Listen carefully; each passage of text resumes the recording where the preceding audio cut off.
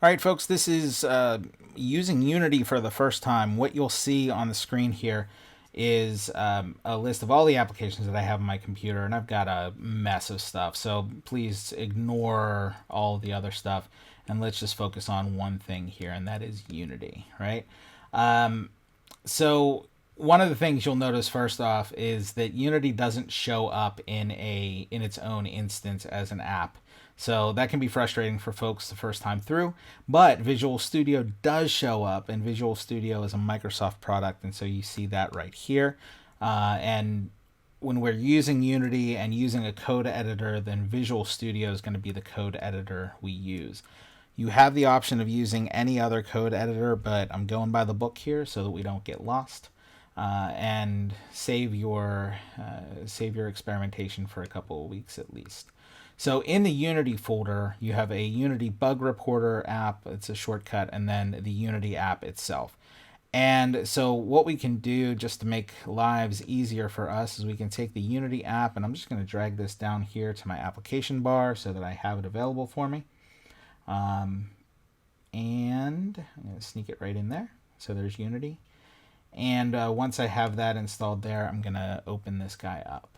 And what it asks me to do is to either sign in to Unity with my ID or create an ID for use with Unity. If you have a burner email account that you want to use for this, please consider using something you're going to check relatively often. Just because Unity sends out updates. If you are serious about being a game designer or developer or prototyping or whatever, and you're using Unity commonly, you'll want to be privy to those updates. So I'm going to just type in some details here. I'm going to put in a password. I'm going to use a username here, and then my full name, and I'm going to click use. I've read all these things, and this last one is a tricky one. You can opt out of your marketing activities, and so I'm just going to do that, and I'll click create a Unity ID, and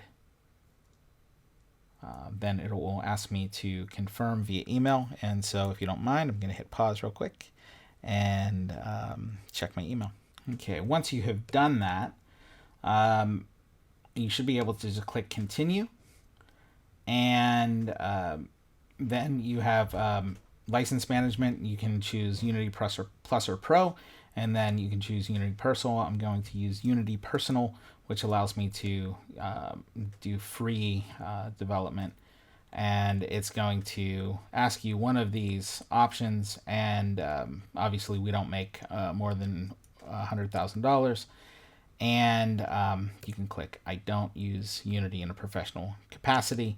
I'm just going to click next, and then we have a quick and easy survey that we can do. And I think it's just good citizen work to submit this stuff. So I'm going to click.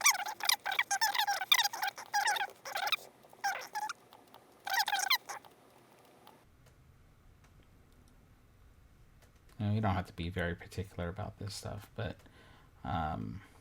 we're primarily planning to do games, but film and television, brand ads, experiences, auto, transportation, aerospace, gambling, lots of options here.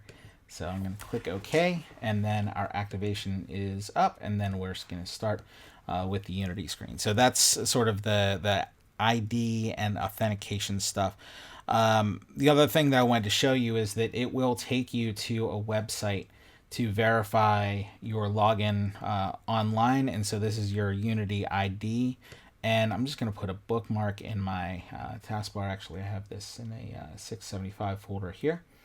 And so that will give me a link to my account settings if I ever need to come back in here and do anything with that. So I do recommend, if you're going to be using this a lot, start to think about doing two-factor authentication and those sorts of things. But for now, we're just going to leave it be.